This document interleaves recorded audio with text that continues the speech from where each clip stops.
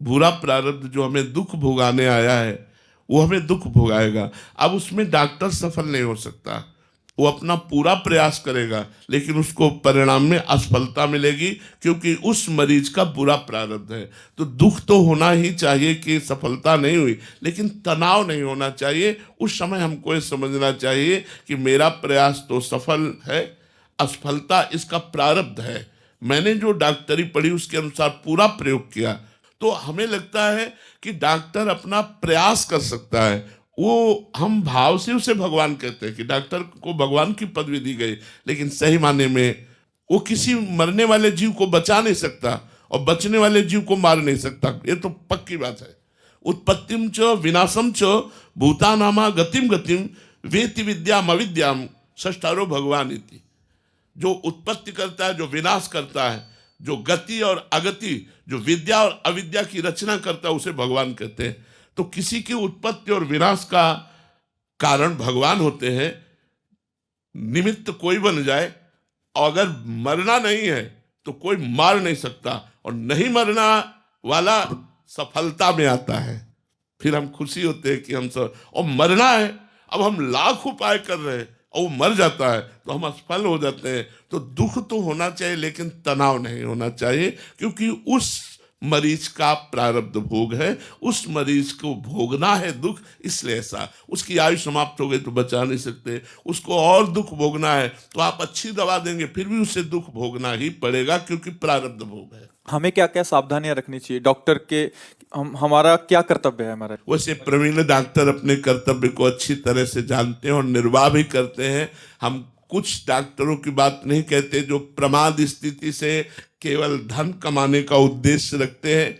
उनसे तो गलतियां होना स्वाभाविक हो सकता है, लेकिन जिन्होंने अपनी डॉक्टरी को धर्म माना है और अपनी डॉक्टरी को पूजा माना है, वो कभी डॉक्टर प्रमाद कर ही नहीं सकते, क्योंकि उनको ऐसी शिक्षा मिलती है, उनका ऐसा स्वभाव बन जाता है कि वो मरीज के लिए कितना भी अपने को कष्ट हो, वो अपने को कष्ट ना देखकर, मान लो अब छुट्टी होने जा रही है, बहुत थक गए, लेकिन कोई सीरियस मरीज आ जाता है, वो तुरंत तत्काल लगते हैं। जिनका उद्देश्य धन कमाना है उनसे तो त्रुटि होने की संभावना है, लेकिन जिनका उद्देश्य डॉक्टरी उनका धर्म है, डॉक्टरी उनकी पूजा है और समाज को सुख पहुंचाना है, उनको तो सिखाने की जरूरत ही नहीं कि तुम्हें क्या सावधानियां रखनी, वो खुद इतने परफेक्ट और सावधान रखते हैं।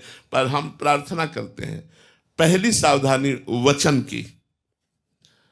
हम डॉक्टर हैं, हमारे वचनों पर मरीज बहुत विश्वास करता है। कोई बहुत सीरियस है, आप बड़े मीठे वचन से सहानुभूति के साथ बोले, अच्छा ये तो कोई खास बात नहीं, ऐसा तो हमने सैकड़ों ऑपरेशन किए और बिल्कुल सफल ऑपरेशन हो गया है, और आपको जो रोग है बिल्कुल ठीक हो जाएगा, आपको कोई परेशान। ये पहली औषधि हुई, वो मरीज को साहस हुआ, ढांढस बंधा। और दूसरी बात, उसके सीरियस रोग को हम उनके किसी जन को बताएं, सीधे मरीज को ना बताएं। कोशिश करें कि हम अगर कोई उनका जन है तो उनको बताएं, मरीज को बिल्कुल पता नहीं चलना चाहिए। तो उस अगर वो पता चलता है तो वो बहुत हताश, निराश, उदास हो जाएगा, और हमारी दवाएं जब चलें और वो स्वस्थता की तरफ वो भी पता चले तो कोई बात नहीं, तत्काल हम सूचना उसको ना दें। प्रार्थना है, क्योंकि वो मरीज निराश हो जाएगा। तो सबसे बड़ी होता है विश्वास और आशा की बात। अगर आशा और विश्वास दृढ़ हो गया डॉक्टर की तो दवा काम करेगी, और निराशा हो गया, विश्वास टूट गया तो चाहे जितनी बड़ी दवा हो काम नहीं करेगी। डॉक्टर से ज्यादा उसके वचनों पर, उसके विश्वास पर हमारा रोग आधारित है। अगर हम विश्वास कर लिया तो हमें पहले वचन के द्वारा उसे विश्वास दिलाना है, और दूसरे उसकी रक्षा के लिए जितना हमको ज्ञान है वो प्रयास करना है। तीसरे, हमको दुख तो होना चाहिए लेकिन तनाव नहीं होना चाहिए। हमें मानसिक बिल्कुल फ्री रहना चाहिए कि मेरा कर्तव्य हो गया, परिणाम भगवान के हाथ में। महाराज जी, मैं जबलपुर मध्य प्रदेश नर्मदा तट से हूँ। महाराज जी, एक मन में भ्रमित होना या विचलितता कहना चाहिए। आजकल मन बहुत व्यथित रहता है कि वृंदावन वास मिल जाए, लेकिन नर्मदा मैया भी नहीं छूटती, क्योंकि कहते हैं न, शिव प्रिय मेकल शैल सुतासी, सकल सिद्धि सुख संपत्ति राशि।